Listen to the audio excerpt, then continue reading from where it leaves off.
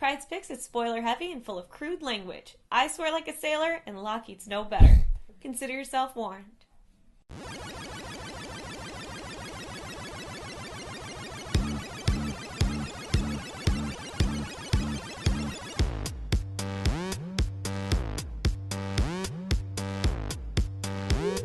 Hey everyone, it's April 24th, and I'm here with this week's Pryde's Picks.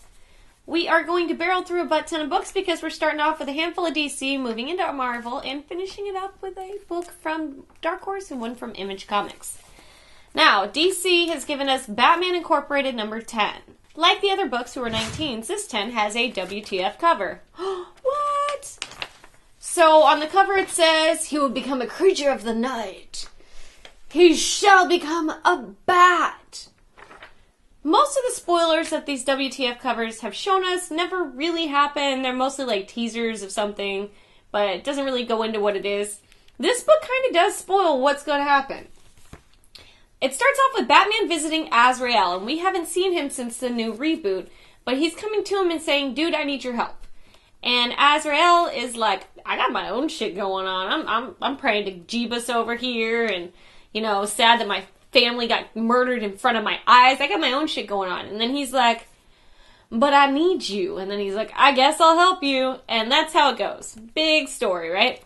Then Batman goes off the fucking rails and comes after the guy that made the Man-Bat because he would like to, I don't know, inject himself with the Man-Bat.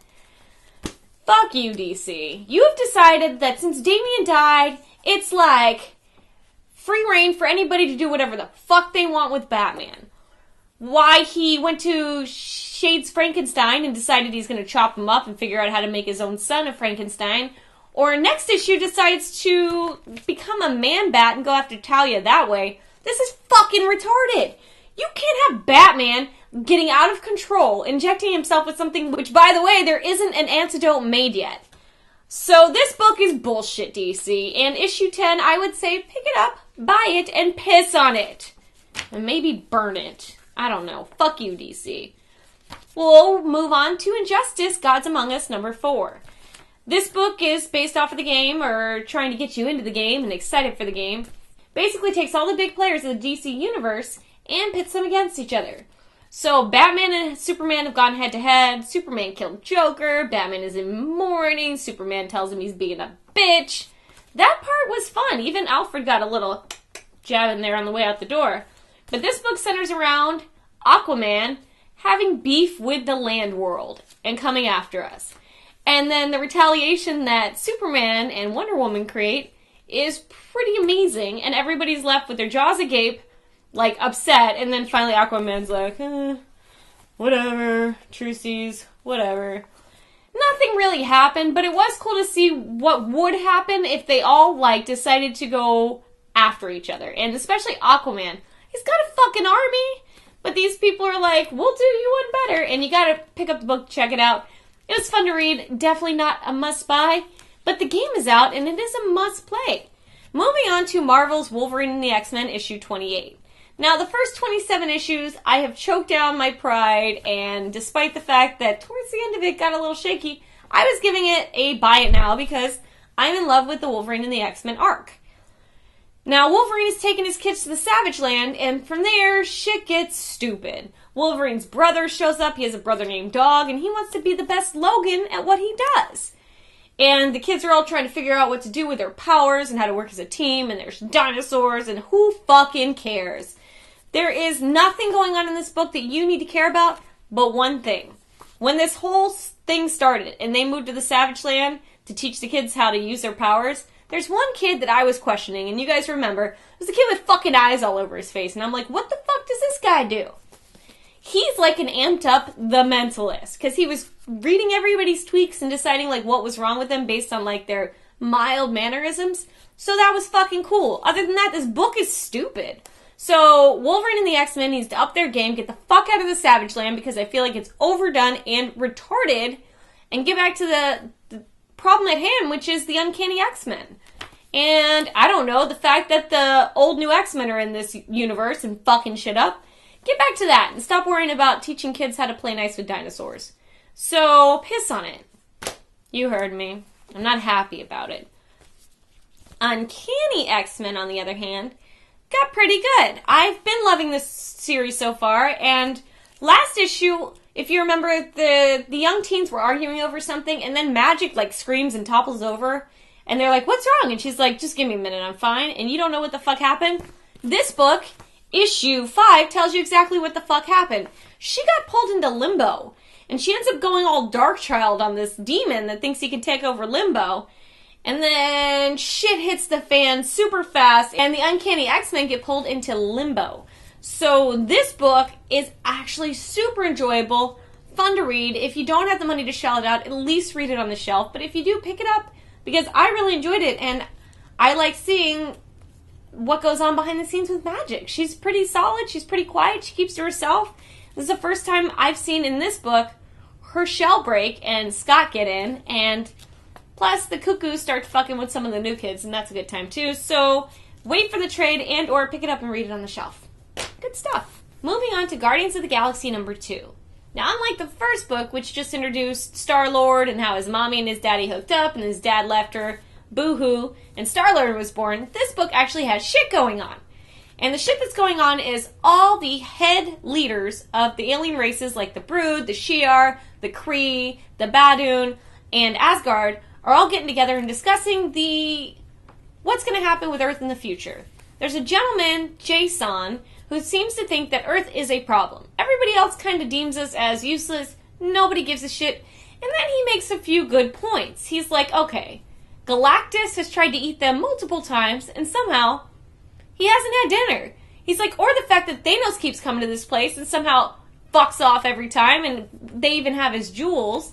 He's like, this place is something to be reckoned with. They got superheroes out of control. You got the Phoenix Force, which destroyed planets, somehow comes to Earth and ceases to exist. He's like, you do realize this is a problem. And about the next, I don't know, generation or so, they're going to make it into space. He's like, and then they're going to be our fucking problem.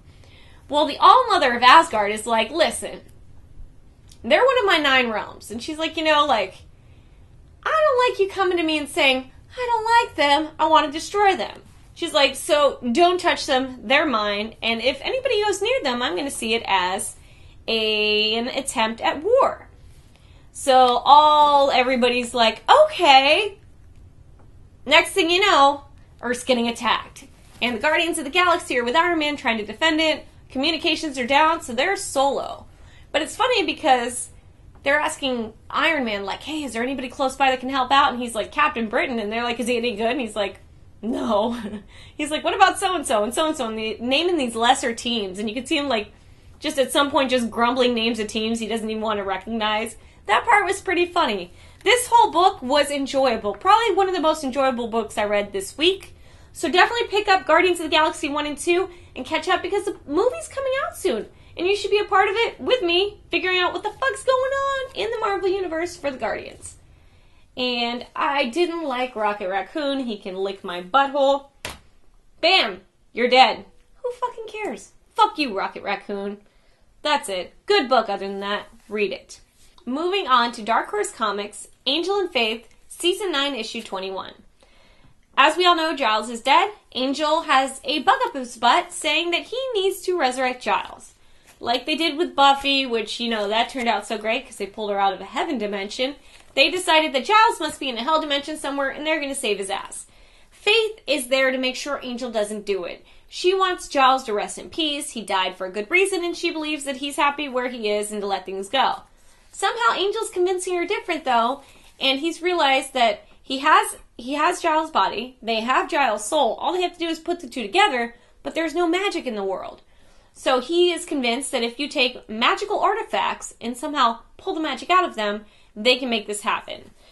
They try to do it. The people that are trying to control magic all around the world are showing up, trying to stop them. So shit hits the fan. Honestly, this book was alright, but the fact that Faith just turns on a dime like this and decides to help Angel all of a sudden seems a little lame because the last handful of issues she's been trying to stop him in there to make sure he doesn't do what he's trying to do. So I feel like Faith bitched out right at the end, and I don't think that's her character, so I'm not really feeling it. And as we all know in the Buffy books, Willow has a little bit of magic, so why don't they just fucking call Willow? because she heard about Dawn being sick, so I think that's bullshit. And I guess we'll wait and see what happens. But Xander's like in the past right now trying to change shit, so that might affect this world. I'm not sure. Let's wrap it up with an Image Comics book, a new book called Jupiter's Legacy. This book starts out very Lost-like. There's this guy that has a dream and thinks, I need to find a fucking island. This island is calling to me. We have to go to it. He gets a crew. He convinces his college friends, and they're all like, well, when he gets something in his head, he's always right, so we'll just tag along to this mysterious island that doesn't exist. They find this island. They stay on this island for a while. They come back as grown adults with superhero powers. So think Lost meets Heroes. And you're like, that sounds awesome. Except then it skips a generation, and it's their shithead children being rich bitch little superhero brats and like owning the world, and how their lives are so sad because they're spoiled little rich kids with superpowers and they're kind of celebrities. And that's pretty much where it ends. I would pick it up and read it some more. I definitely enjoyed the fact that it might be a different spin on superheroes and kind of like the rich bitch lives they have. So I say pick up Jupiter's Legacy, issue 1, check it out, see what you think. The art wasn't exactly my cup of tea. Kind of reminded me of the art style that happened when Damian died in the Batman books.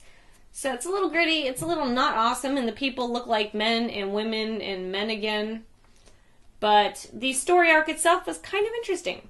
If you like Lost, you like Heroes, and you like spoiled little rich brats like Gossip Girl, this is a book for you. Pick it up, check it out. With not much else going on in my personal life, I am counting down the days till San Diego Comic-Con. So, while you're sitting here bored, maybe go down to the BoobTube section and check out my rant I did called Don't Frack with the Fanboys. Basically, 2 of my favorite shows cast the same actor in different roles and expected my ass not to notice. Well, I did, and I'm pissed, so go check it out. And if you like those shows, let me know how you feel about it. And good night, everybody.